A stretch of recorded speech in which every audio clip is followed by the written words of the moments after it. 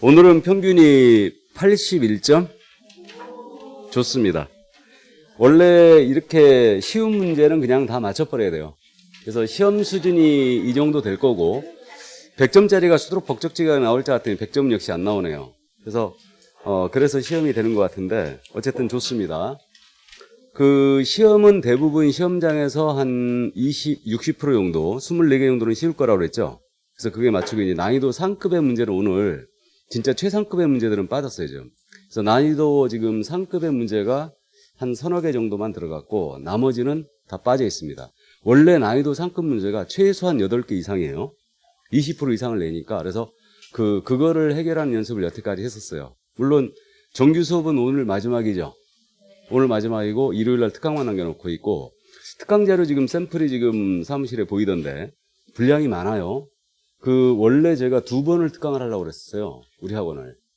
그래서 25일 날은 사실 60문제만 갖고 정리를 한번 하고 그 전에 한번 치고 가려고 그랬거든요. 이론 정리를.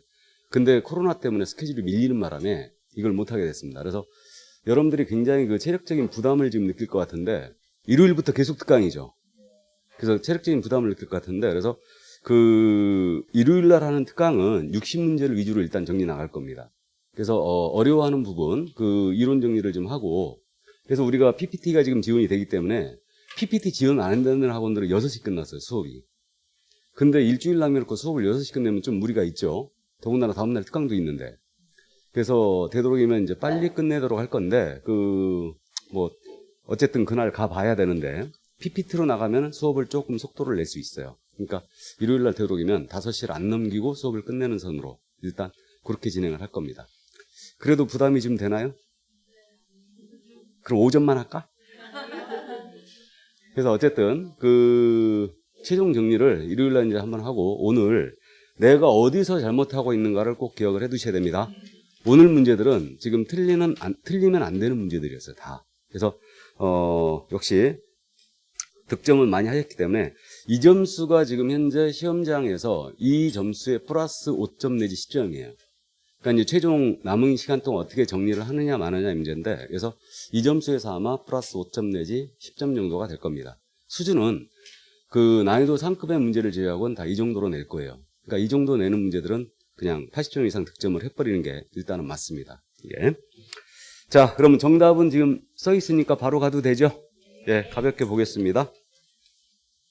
자, 1번 문제예요. 용어의 정의 문제. 최신 경향에 맞춰서 문제를 출제 예상을 했습니다. 이거는. 그래서 오늘 지금 하는 문제하고 다음 주 일요일 날 특강하는 문제, 60문제, 이게 다 출제 예상 문제로 보시면 돼요. 그래서 시험 경향에 맞춰서 지금 나왔거든요. 그러면 지금 1번 지문이 최신 경향이죠. 개업공사인 법인의 공인인사인 사원이에요. 그래서 용어를 지금 시험처럼 바꿔봤어요. 계속 우리는 법인인 개업공사 이렇게 했죠. 그래서 개업공사인 법인 이렇게 바꾸는 거예요. 그래서 개업공사인 법인의 공인인계사인 사원이에요. 공인인계사입니다. 임원사원입니다. 야는 어떤 일을 하더라도 이건 소공사가 맞죠. 단순혼만 보자더라도 소공사다. 그래서 1번 바로 정답이에요. 그래서 오늘 문제 푸실 때 답 나오면 넘어가라 그랬죠. 답 나오면 넘어가시고 다음 문제로 가라 그랬어요. 그래서 그렇게 오늘 연습을 했어야 됩니다. 그래야 여러분들이 2차 시험에서 공법과 같이 문제 갔을 때 이게 시간이 축적이 되는 거예요. 그러니까 답 나오면 넘어가 버려야 돼요. 그러니까 1번 이론의 여지가 없잖아요. 정답이죠. 그냥 넘어갔어야 돼요. 그리고 돌아와서 검사를 꼭 해봤어야 됩니다. 그래서 실수를 줄이라는 얘기죠. 이게 돌아와가지고 검사를 하는데 애매해졌다, 고치면 안 된다고 그랬죠. 처음에 쓴 답이 맞을 확률이 굉장히 높다고 그랬습니다. 자, 그럼 1번 지문 꼭 이해를 해두시고요. 다음 2번 지문. 요즘 최신 경향이죠, 역시. 중개사물에 대한 권리의 득실 변경하는 행위를 알선하는 것 말한다. 틀렸죠? 중개업은 출발을 뭘로 해야 돼요? 다른 사람의 의뢰. 이걸 떠올려야 돼요. 다른 사람의 의뢰, 일정 보수를 받고 중개를 업으로 행하는 거. 이렇게 나와야 되죠? 그게 틀렸고. 다음 3번입니다. 상가에 대한 분양 대행이나 컨설팅을 해주는 거예요. 그럼 보수를 받았다 하더라도 이건 중개업에 해당하지 않습니다. 그러나 이에 부수적으로 중개를 업으로 했어요. 그럼 중개업이 될 수 있죠? 그 정도 이해하시고. 다음 4번 판례. 이거는 잘 안 내는 판례긴 한데 최근에 2번이나 물어본 적이 있어요. 그래서 오피스텔 임차 의뢰한 자와 직접 거래했어요. 이거는 알선한 게 아니죠. 그러니까 중개로 볼 수 없다라고 했죠. 그래 틀렸고. 다음에 5번 지문이에요. 보수받고 토지 매매만 계속 반복적으로 알선했어요. 그럼 이건 중개업에 해당한다고 그랬죠? 특정 물건에 대한 특정 행위만 계속 반복적으로 소개해도 이건 중개업이 될 수 있다. 그래서 역시 틀렸습니다. 정답은 1번이었어요. 1번 문제 틀리신 분은요, 용어의 정의를 다시 한번 꼭 정리해 주시고, 단순형, 판례태도 꼭 정리해 주시고, 최신 경향, 기출 문제들 3회분을 꼭 풀어보세요.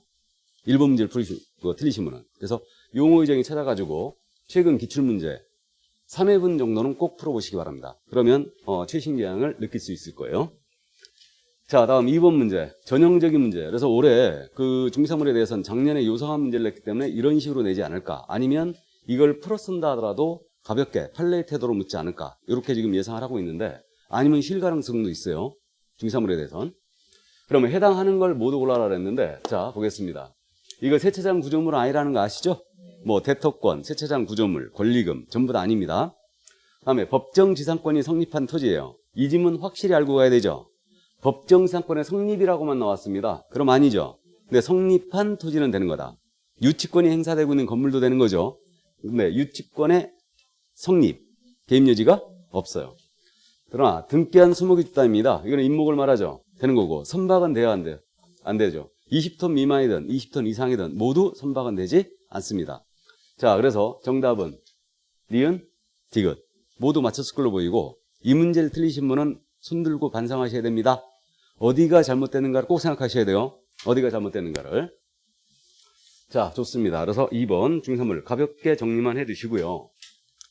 다음 3번 문제로 넘어갑니다. 개설 등록. 올해 등록 기준을 물어볼 가능성이 아주 크다고 그랬고요. 최근에 지금 소공사는 등록을 신청할 수 있느냐 없느냐를 자주 묻고 있어요. 소공사 등록 신청할 수 없죠. 틀렸다는 거 알고. 자, 다음. 그래도 2번 정답 아시죠? 가설건축물 대장 기재가 돼 있어요. 여기는 설치할 수 없다. 면적 제한 규정은 존재해요? 존재하잖아요. 안 한다는 거 알고 있고. 2번 정답 나갔어야 되고, 이제 통과해야 되죠. 바로. 다음 3번. 중개사무소에 등록을 신청하는 공인인증서는 자격증4번을 첨부한다. 서류 중에 제일 잘 묻는 게 이거죠. 직접 확인 요청 들어가기 때문에 자격증4번 첨부하지 않습니다. 보증관계 증서 4번 첨부해야 하네요. 등록 신청할 때. 안 하죠. 그거 첨부하지 않습니다. 법인이라면 법인특기사항 증명서 첨부합니까? 안 하죠. 우리 과목에서 법인특기사항 증명서 첨부하는 경우는 없다. 이렇게 되고, 외국인은 결격에 해당하지 아니함을 증명한 서류를 첨부해야 되죠. 이렇게 돼 있고요. 여권용 사진 한 장 내야 되죠. 그 정도. 자, 다음 4번 내려갑니다. 올해 지금 등록 기준 물어볼 가능성이 크기 때문에 아마 정답이 사회적 협동조합으로 나오지 않을까 하는 예상을 많이 하고 있어요. 사회적 협동조합입니다. 등록 기준을 확보했다면 중개사무소에 등록을 할 수 있다. 있다, 없다? 없다. 사회적 협동조합은 불가. 자, 그래서 비영리법이기 때문에 안 되는 겁니다. 5번 지문. 자기 명의로 개설등록 마치는 무자격자에게 중개사무소의 경영에 관여하고 이익을 분배한 경우를 하더라도 이자로 하여금 중개 업무를 하도록 한 바가 없다면 이거 등록증 대여로 볼 수 있다, 없다? 없다라고 했습니다. 당연히 등록증 대여에 대한 틀렸어요. 그래서 작년에 무등록 중개업 관련된 판례를 같이 물어봤기 때문에 이것도 하나 엮어서 같이 물어본 건데, 어쨌든 지금 올해는 등록 기준을 정통으로 물어볼 가능성이 커요. 그러니까 이 정도 문제는 꼭 해결할 줄 아셔야 되고, 그래서 등록 구조 이양 조문, 공인인증사 또는 법인이 아닌 자는 등록을 신청할 수 없죠. 그죠? 나머지 절차에 대해서는 이제 등록 통지를 며칠 내야 한다고요? 7일 내하고, 협회에다 다음 달 10일까지 모두 통보하게 돼 있죠. 등록사항. 그래서 이제 그런 것들을 주의해 주시기 바랍니다. 등록 기준은 여러분들이 절대 안 틀려요. 다 실수하지도 않습니다. 이런 것들은. 자, 그래서 3번, 2번이 정답이었어요. 다음 4번 가죠. 결격사유. 이 문제 절대 틀리면 안 되는 문제죠. 역시 정통 문제입니다. 결격사유에 대해서. 그동안 우리가 어려운 거 연습을 많이 해왔는데, 그건 오답노트 만들어서 우리가 체크만 하고 있으면 되고, 이런 문제도 절대 틀리면 안 된다. 그러면 지금 도로교통법 위반 벌금형입니다. 무지하게 잘 묻고 있죠, 이거? 결격? 아니죠. 이 법 위반이 되고, 다음에 업무정지 처분을 받고 폐업을 했어요. 우리는 업무정지가 최고 6개월이죠. 그러니까 7개월이 경과됐습니다. 벗어났죠? 예, 그래서 결격 아니고요. 다음에 선고유예 이제 봤죠? 그래서 선고유예를 최근에 다시 내기 때문에 선고유예 기억을 꼭 하고 있어야 되고, 다음에 그